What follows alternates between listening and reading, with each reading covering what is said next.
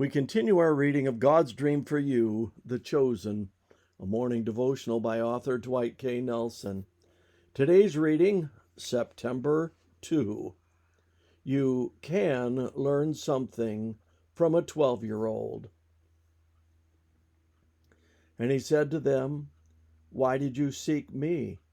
Did you not know that I must be about my Father's business?" Luke 2:49. I've got a book in my library by New Testament scholar Conrad Gimpf. Jesus asked. Did you know that of the 67 episodes in the Gospel of Mark in which there is any conversation at all, in 50 of them, Jesus asks a question. Even when other people asked him a question, he replied with one of his own. "Good teacher, what must I do to inherit eternal life?" Jesus replies, "Why do you call me good?" Or how about, "Is it lawful to pay taxes to Caesar or not?" Jesus answers, "Whose picture is on this coin?" Jesus was big on questions. And that may explain how a thoughtful and inquisitive 12-year-old could hold the rapt attention of Jerusalem's brightest minds and most revered clerics. He was asking questions. You remember the story, don't you?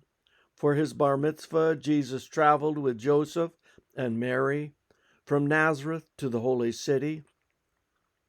But on their return trip, with the post-Passover throngs, his parents failed to notice that he wasn't with them. That evening, their neglect became clear.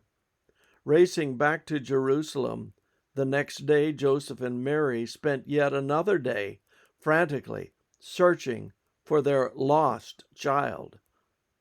And where did they find him?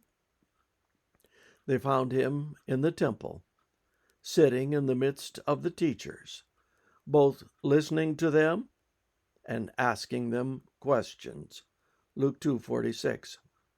The Desire of Ages describes those questions. Jesus presented himself as one thirsting for a knowledge of God.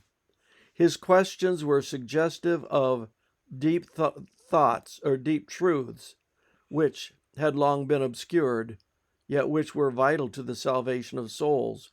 Page 78. With chiding relief, Mary rushed to the side of her boy. "Son, why have you done this to us? Look, your father and I have sought you anxiously." Verse 48.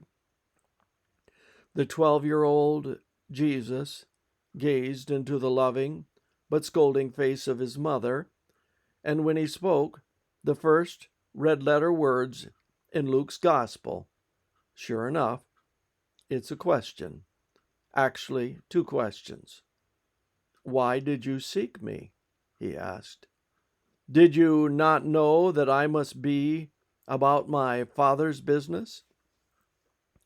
Mary cried out, "Your father and I," and the lad replied, "No, my Father and I." Because isn't it that relationship that is the defining one for all of us? Quote, "I must be about my Father's business." End quote.